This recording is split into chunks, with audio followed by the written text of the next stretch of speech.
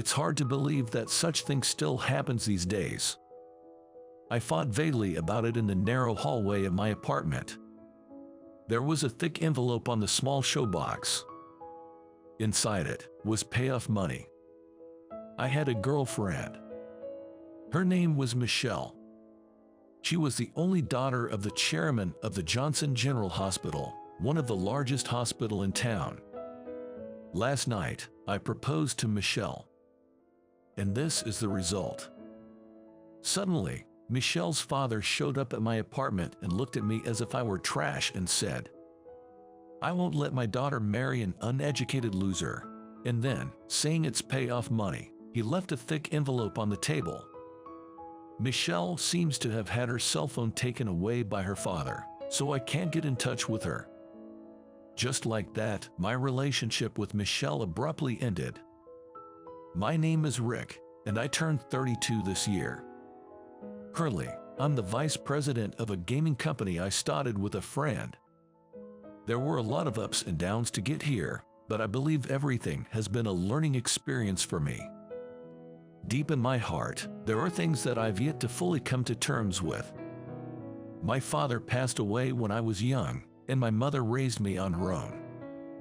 Ever since middle school, I wanted to start working early. Being the eldest son, I have 3 younger sisters. When I told my mom that I have decided to quit high school and work while attending night school, she looked at me in guilt and bowed deeply to me.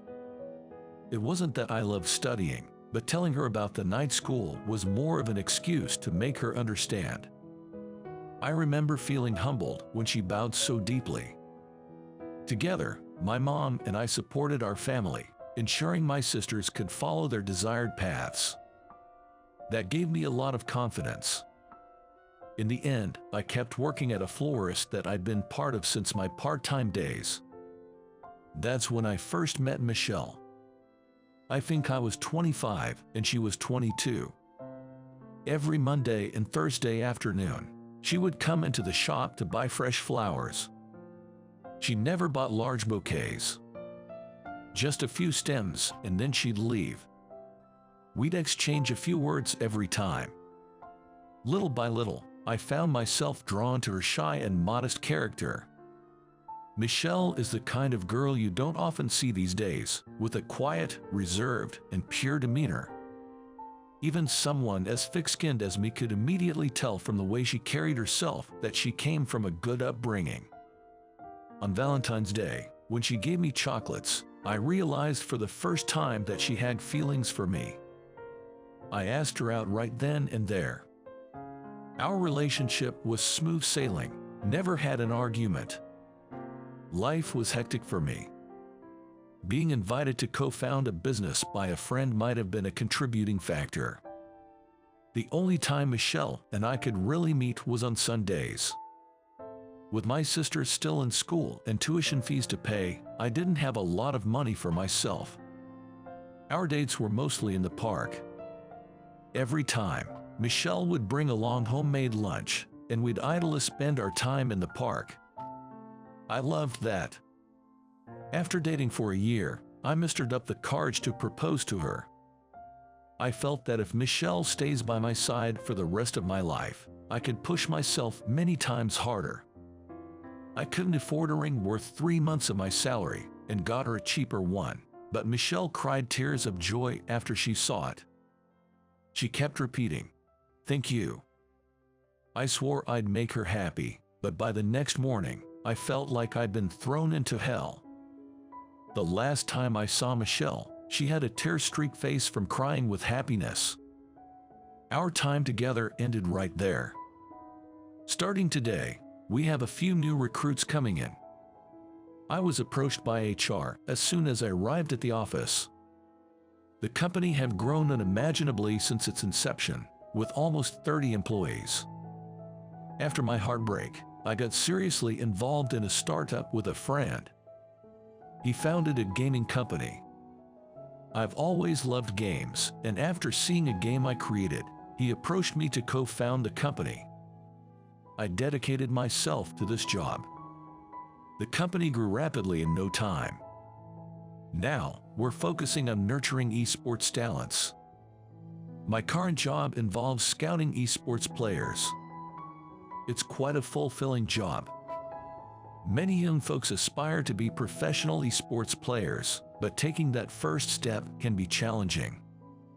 I believe it's because its recognition in society is still somewhat limited. When job prospects come up, I bet very few parents would understand if their child says, "I want to be a pro gamer." Many kids are already making money by streaming games, but few share that with their parents. Streamers who make a living off game streaming need to put in the effort to make others understand their line of work. I support those kids who feel stuck because those around them don't understand what they're passionate about. I believe my job is to back their dreams. The recruits coming in today are between 18 and 26 years old. We plan to hire them as professionals. Among them, there's one guy I see as a key player. His name is Keith. He's a player who excels in multiplayer online battle arenas, MOBA. Simply put, MOBA is a game style where you team up and cooperate with allies to attack and conquer the enemy's base. It requires both strategy and the ability to make split-second decisions. I felt Keith had an exceptional talent. I'm Keith Johnson. It is a pleasure to meet you all. He's tall and good-looking. Although he seemed a bit rough around the edges, the way he responded and carried himself showed he came from a good upbringing, a good young man. The women in the office were clearly impressed by him. After a brief greeting, Keith started handling insurance paperwork and other administrative tasks in the HR department. It's a busy day since there are other new hires, and each needs to be directed to their respective departments. That's when I overheard a surprised voice from one of the female clerks. My feet stopped dead in their tracks when the clerk says, "He's the son of the Johnson General Hospital chairman, you know." Johnson General Hospital is the home of a girl I can't forget, Michelle. I remember Michelle mentioning that she's an only daughter with one younger brother who doesn't have the inclination or aptitude for medical studies. Now I understand why Michelle's dad told me. Her future husband has to be a doctor. It might be pointless to think about it now, but if Keith had gone to mid-school and become a doctor, maybe Michelle and I could have gotten married. I was called an uneducated trash. The opposition to our marriage wasn't just because of inheritance issues. I admit that I had my own shortcomings. Yet, I couldn't help but wonder, what if Keith had become a doctor? A fact I never realized when I first scouted Keith. Would I have recruited him if I'd known he was Michelle's brother? Mixing personal feelings with business is downright unacceptable. I kept reminding myself of that. Otherwise, I couldn't imagine supporting Keith's dream. Keith, as I thought, immediately became a vital member of our team. At the welcome party, he introduced himself, saying he was the son of a hospital chairman but couldn't give up his dream, so he left. Everyone gave him a warm applause for his determination. I clapped along, but something still felt off deep down. "You don't go home. You live alone, right?" I casually inquired about his personal life during the party. "I've cut ties with my family. When I said I didn't want to become a doctor, they disowned me. I think my sister will have to marry someone taking over the hospital." Keith mumbled. "I do feel a bit guilty about my sister." Watching him, I felt a burning anger rise within me. "Must be tough for your sister, all because you decided to be selfish. She's taking all the heat because of you, isn't she?" Even I thought it was a mean thing to say. At that moment, I couldn't control my emotions. I harshly lashed out at a man almost a decade younger than me. Keith flinched slightly but firmly said, "I don't regret it. I know my dream might have come at someone else's expense, but I can't give up." The thought of giving up never even crossed my mind. That's the determination I bring here. Keith spoke of his determination. I wished I could blame him for distorting the future Michelle and I could have had. Such pettiness made me ashamed of myself. Still, the unresolved feelings continued to smolder within me. In esports, maintaining concentration amidst high tension is crucial. Especially in the game Keith plays, this is essential. It's the same even in regular practice matches. There's constant competition within the team. No different from any other sport. Only the best among the team get to play in matches. Those who can't produce results get phased out. That's the world of professionals. Many push themselves too hard and get sick. It's our job to guide them so that doesn't happen. Keith has a touch of genius, but he never forgets to work hard. I deeply wanted to support him, but I felt ashamed of my inability to do so. Then the incident happened. It was Keith's official debut match. A big tournament with a large number of participating teams. It was a knockout format. Keith's team kept on winning. With the lights dimmed in the venue, a large monitor lit up. Players sat in front of computers, engrossed in their game. Surrounded by a large audience, they had to keep their composure during the match. If they let the pressure get to them, they'd lose. Holding my breath, I closely watched Keith's character across the screen. Then, it seemed like Keith, seated in his chair, tilted his head slightly. The next moment, with a crashing sound, Keith fell from his chair to the ground. On the screen, the character controlled by Keith stood still as the opposing team attacked. "Are you okay, Keith?" I rushed over to find Keith gasping for breath on the floor. An ambulance was immediately called. When it arrived, I ended up riding with him. The paramedic told me, "We're heading to the Johnson General Hospital's emergency room," and I was a bit surprised. It seems there's a mysterious connection between the Johnsons and me. I tried to avoid it, but it felt like I was drawing this fate closer.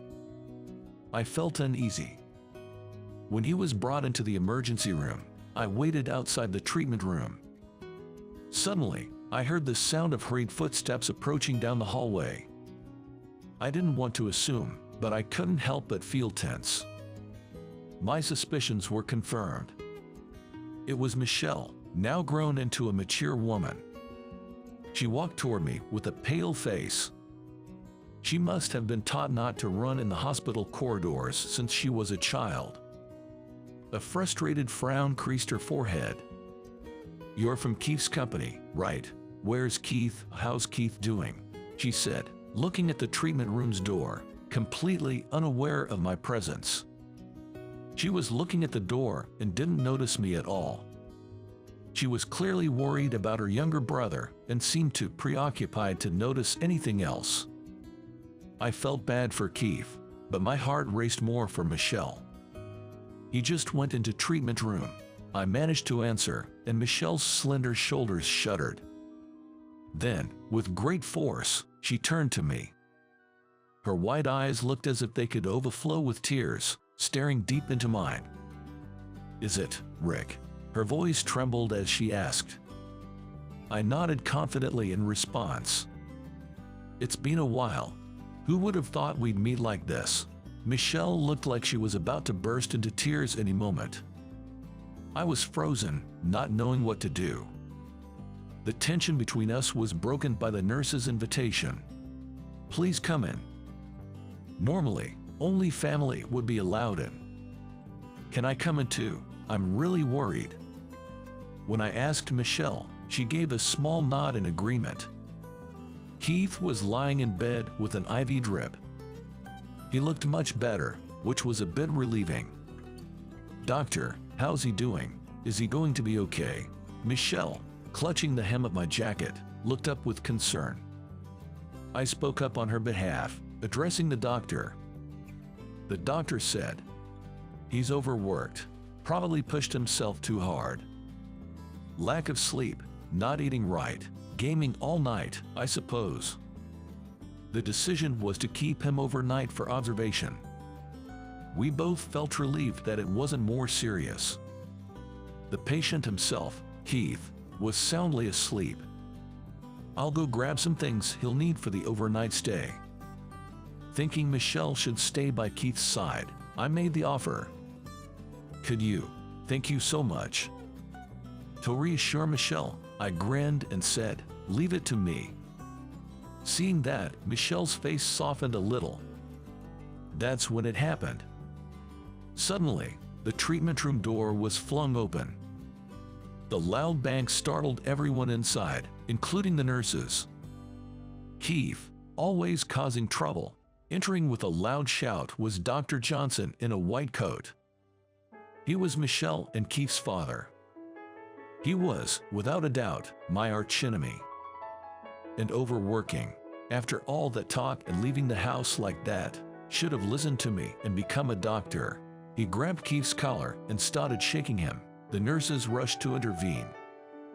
This isn't how a doctor should behave towards a patient. A nurse trying to intervene got shoved to the ground. Dr. Johnson raising his hand to strike Keith and shouted, "Wake up!" Without thinking, I grabbed his arm. "Stay out of it. This is a family matter." The annoyed doctor started yelling at me. I had no intention of letting go. "With all due respect, that doesn't look like a family matter to me. Keith is one of our best. I'd appreciate if you refrain from violence." Hearing that, Dr. Johnson looked at me. Immediately, his eyes widened and his mouth twisted in shock. It seemed that he finally recognized who I was. "You dared to deceive my daughter, and now my precious son too, you uneducated piece of trash." The doctor's words ignited memories of my past anger. But I'm not the same person I was back then. I won't be shaken by such remarks. As the doctor and I locked eyes, Keith woke up. "Wait, Dad, sis too. Wasn't I in the middle of a game?" Struggling to grasp the situation, Keith's confusion was evident. I gently embraced him, explaining that he had collapsed and was brought to the hospital. "Keith, get back home now. I can still get you into a decent medical school. You wouldn't go wrong if you just listened to me." The doctor's harsh rebuke made Keith bite his lip. Always being dictated and controlled like this. That's probably why he ran away, I thought. Keith's an adult now. He makes his own decisions. Your children have grown beyond your reach.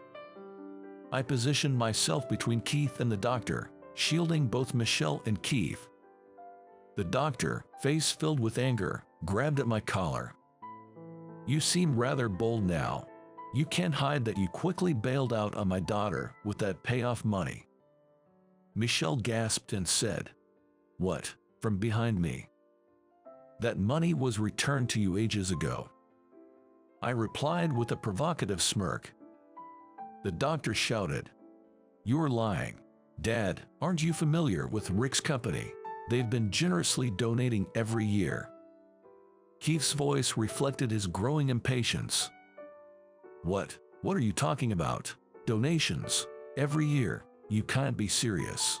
I brushed off the doctor's hand, presenting my business card once again.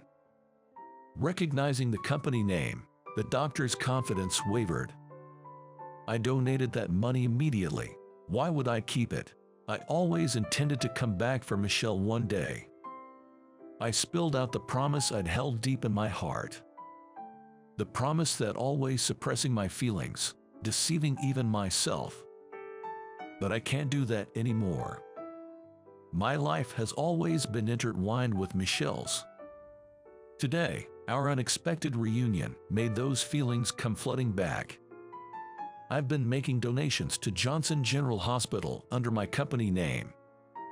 Initially, it was just to repay that payoff money. The continuous donations were because I couldn't let go of my connection with Michelle. Maybe I was testing my own resolve. For a private clinic, donations are a lifeline.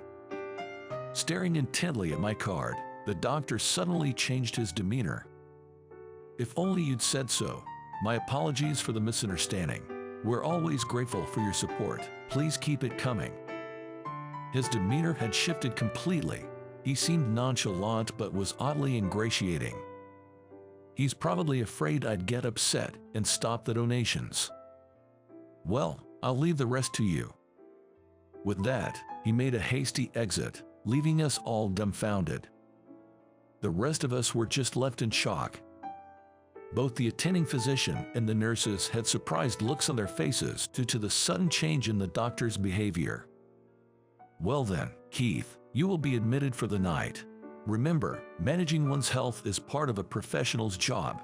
Be more cautious from now on." "I'm sorry. I will be more careful. Rick, thank you so much for standing up to my father so firmly. I was truly moved." "Thank you," Keith exclaimed with joy. I felt somewhat embarrassed. Receiving praise head-on is something I never really got used to. Michelle chuckled as she watched my reaction. "Listen, Michelle, it's super late, and you might be fed up waiting, but if you're still single," I mustered up the courage to tell her that. Before I could finish, Michelle interrupted. "I am single. I haven't gotten married. I couldn't forget about you after you suddenly disappeared." The earnest look in her eyes left me speechless. After I had vanished, Michelle had confronted my father. She heard what had transpired, what my father had done, and felt devastated. But she laughed, saying she never thought she wouldn't see me again. I always felt that our paths would cross again. I knew it in my heart. Michelle said she had been looking forward to that day. Tears threatened to spill from my eyes. Thinking about her holding onto that tiny glimmer of hope every day after our separation made my heart ache. "I'll bring a much nicer ring next time." As I said this, scratching my head, Michelle shook hers. "I like that ring. You still have it, right?" Feeling like she saw right through me, I scratched my head and responded, "You got me." "Of course, I still have it." The ring that was returned to me as if to sever our ties. "I want that ring on my finger again." I nodded firmly in response to Michelle's words. At that moment, the entire treatment room erupted into applause. The doctor, nurses, and Keith all clapped their hands, saying, "Good for you," as a gesture of celebration. Suddenly, I snapped back to reality. Right, Michelle and I weren't alone. Feeling embarrassed, I hastily left the treatment room. A few days later, Michelle and I both went to meet the doctor. At first, the doctor refused to see us, but Michelle's tears eventually won him over. "All right, I'll approve the marriage, but on one condition." The head doctor's condition was to forget about the old words he said, which was amusing. It's probably about that comment he made about me being an uneducated trash. I quickly replied, "Of course." I wanted to register our marriage right away, but due to work, it kept getting postponed. The one who ran out of patience was Michelle, and unusually, she puffed up her cheeks, raising her voice in protest at me. She hardly ever gets angry. She hesitated a bit and then complained in a soft voice, "Please, don't keep me waiting any longer." Seeing Michelle, blushing and speaking shyly, I realized how long I'd kept her waiting. I'll do it right away." I stood up and left my work. I grabbed her hand and rushed to the county clerk's evening counter. Michelle said, "Wait," but I had no intention of waiting any longer. Our pace quickened, and by the time the county building was in sight, we were both running. Hold our hands tightly. I swore in my heart I would never let go of this hand for the rest of my life.